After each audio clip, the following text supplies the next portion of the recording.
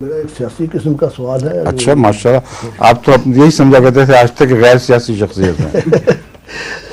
हजूर पाकिस्तान में हालिया इंतखाब के नतीजा में मुस्लिम लीग ने अक्सरियत हासिल की है। उनकी हुकूमत की कामयाबी के लिए हजूर कुछ नसीहत फरमाएं थे। किनको? आप मुस्लिम लीग वालों को। उन्होंने मेरी क्या सुननी है? उन तक मेरी बात पहुंचे भी तो वो नज़रअंदाज करेंगे, क्योंकि वो अपनी ताकत में हैं, अपने ज़ोर में हैं, अपने ताकत के नशे में हैं। इसलिए वो एक दूर बैठे आदमी की नाहक की बात की तरफ नाहक तवज्जो क्यों देंगे? नाहक इसलिए मैं कह रहा हूँ कि उनका मेरी बात को देखना बिल्कुल ऐसा ही है जैसे आप एक नाहक बात को सुने उस पर अमल करें। उनकी अक्ल माने भी तो उनके माहौल के तकाजे और हैं, इसलिए हक नाहक का फैसला इस तरह बदल जाया करता है। मैं जो उनको नसीहत करूँगा वो उनके तमाम सियासी तकाज़ों के ख़िलाफ़ होगी। तो कहेंगे ये खामखा बीच में बोल रहा है, ये नाहक बात है, ये इन मानों में मैं कह रहा हूँ, समझे?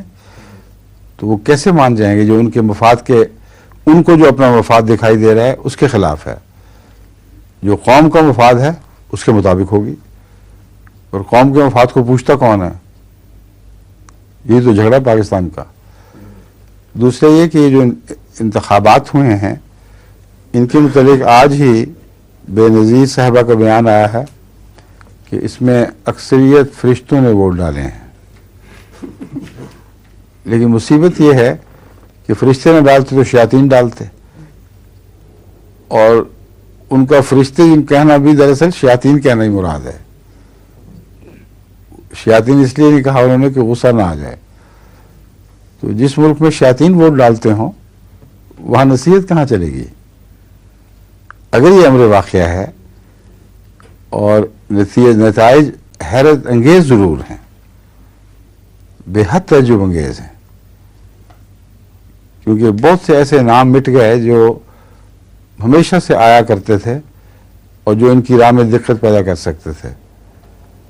ये कतई बात दिखाई देती है कि 2/3 मेजॉरिटी ज़रूर हासिल करनी थी, जिसका मतलब है कुछ कानूनी रद्दोबदल इनके पेश नज़र है।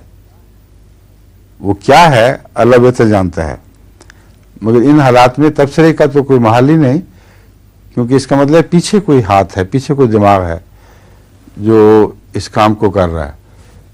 वो काजी साहब जो हैं, काजी हुसैन साहब, वो पहले तो सदर पर एतमाद करते हुए खूब उछल रहे थे और जो मनशाए महल समझते थे, महलात सदर का जो मनशा समझते थे, उसके मतलब रैलियाँ करते और ये कहते इंतखाब कोई ना हो, ये पहले एहतसाब हो। लेकिन फैसला कौन ताकतें मालूम होता कोई और थी। चुनाचे उनकी सारी रैलियाँ बेकार गईं और बिल आखिर वो इंतखाब हुए वक्त के ऊपर हुए।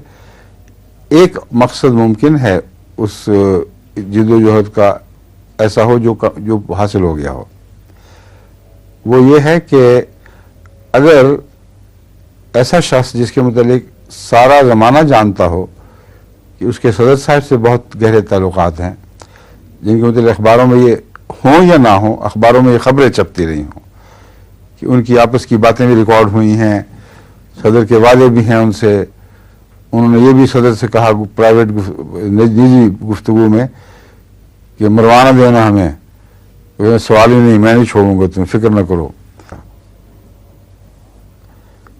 फिर वो आवाज़ जो थी, जो असर डाल रही थी, उसके बरक्स चीज़ दिखाई दी। उस आवाज़ से ये तासुर पैदा होता था कि सदर नहीं चाहते कि इंतखाबात हों, वो आवाम की राय आमा को ये तैयार कर रहे हैं इस बात के लिए कि इंतखाब बग़ैर एहतसाब के मुमकिन नहीं है। इसलिए ये साहब लगे हुए थे इस काम पर। लेकिन एक ये तो नाकाम हुई बात, और बड़ी कतियत के साथ सदर के महल ने इनकार किया कि ना हमारा ताल्लुक, हमें इंतखाब ज़रूर करवाने हैं। लेकिन उस वक्त किया जबकि बाकी पार्टियों के लिए ताख़ीर हो चुकी थी इस बात में। अगर शुरू से पार्टियां ये तासुर लेकर बैठी हों कि ये साहब सदर की आवाज़ हैं, तो हरगिज बैद नहीं कि उनके इंतखाब की तैयारियां उस वजह से मुतासर हो जाएं। वो कहें तमाशा है, खेल है, कुछ भी नहीं होना। और वो कुछ भी न होने के ख्याल से बैठे रहें। जब ऐलान हो तो इतना थोड़ा वक्त रह जाए कि फिर उनके लिए वो तैयारी मुमकिन न रही हो। ये चीज़ तो बड़ी वाज़ेह दिखाई दी है, वाक़यतन ऐसा हुआ है। बहुत सी पार्टियां ऐसी थीं जो इस उम्मीद पर, इस आवाज़ के नतीजे में, इस उम्मीद पर कि ये तो खामखा की एक नूरा कुश्ती हो रही है, तमाशे हो रहे हैं, होना हमारा कुछ नहीं, आराम से बैठी रही होंगी। और जब ये ऐलान हुआ बड़ी संजीदगी के साथ कि हो के रहेगा और फौज तैयार हो गई है, तो इतने थोड़े दिन रह गए थे कि उसमें हमारे जैसे मुल्क में सियासी शऊर को बेदार करना उस थोड़े से अरसे में और अवाम को हरकत में ले आना, ये बहुत मुश्किल काम था। इसलिए जिसको कहते हैं टर्न आउट कम हुआ, अवाम ने रद्द कर दिया है। ये झूठ है, हमारे अवाम बेचारे इतनी सोचने वाले हैं ही नहीं कि रद्द करें या कबूल करें, अपने मफादात देखने हैं, पार्टियां बनानी हैं। जो सुस्त रफ्तार माशरा और सुस्त रफ्तार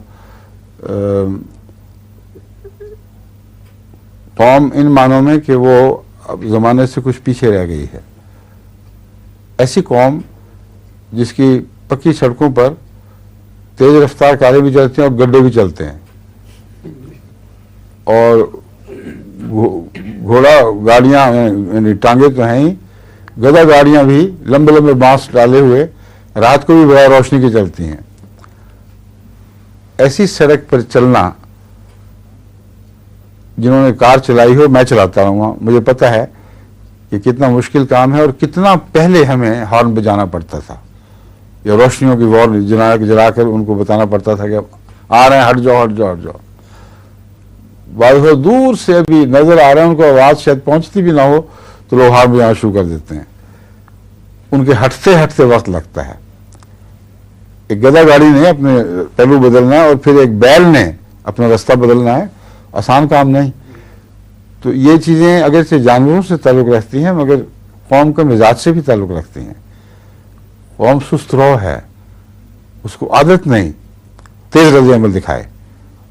और देहात में ख़ास तौर पर, शहरों में तो हो जाता है रद्द अमल, लेकिन देहात में इस सारे अवाम नास को, जिनको उर्दू में काला नाम भी कहते हैं, अवाम काला नाम, उन बेचारों को तैयार करना कोई आसान काम नहीं है।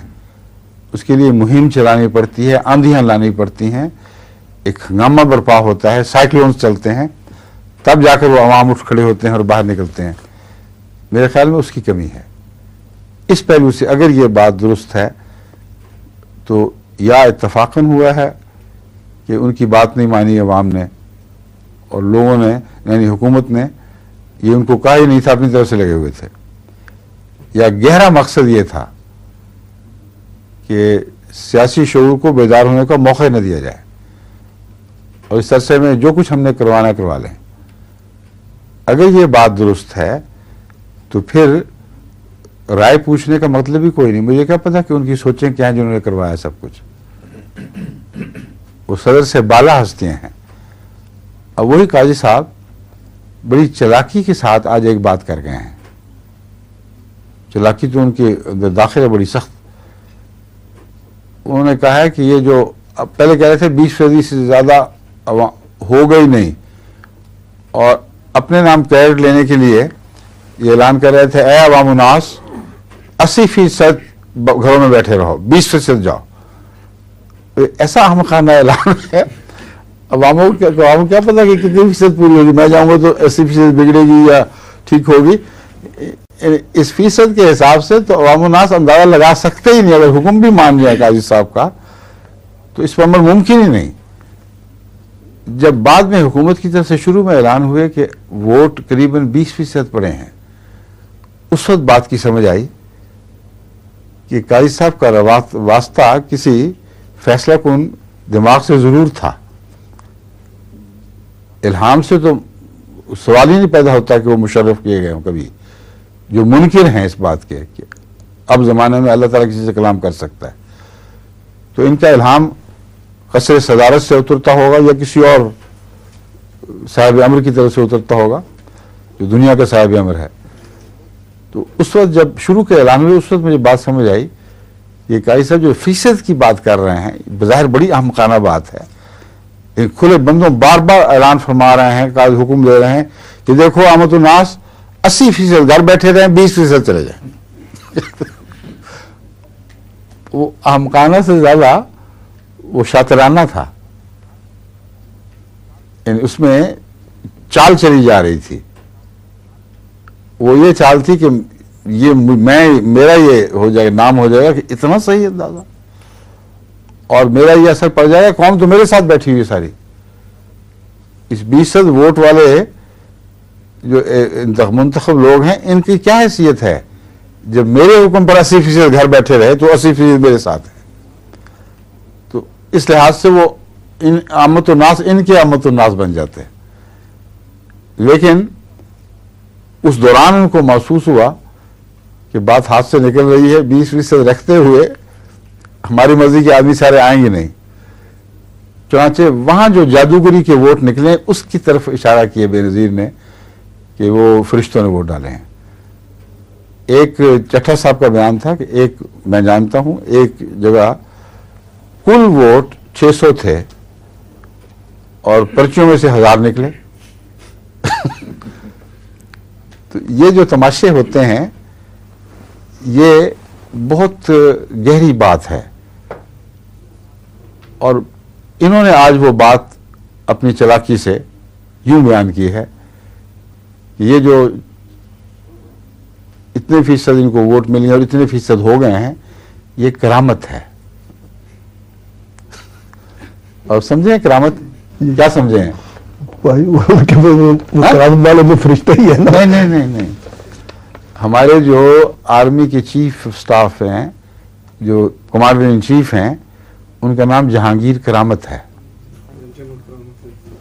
समझे? ठीक। तो इस जालिम ने ये तासुर दिया है, डरपोक भी बड़ा सख्त है और बहादुर भी बनता है और चालाक भी। तो एक लफ्ज़ करामत में ये अपनी करामत दिखा गए हैं।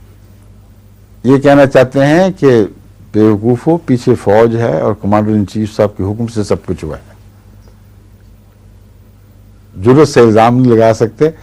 पहले सदर की तरफ देखते रहे, सदर की नुमाइंदगी करते रहे, बाद में इन्होंने ख्याल किया है कि उलट पुलट हो गई, पीछे कोई और था और उस पिछले का नाम लेते हुए डरते थे, इसलिए ये फरमा दिया कि ये जो वाक़या हुआ ये करामत है।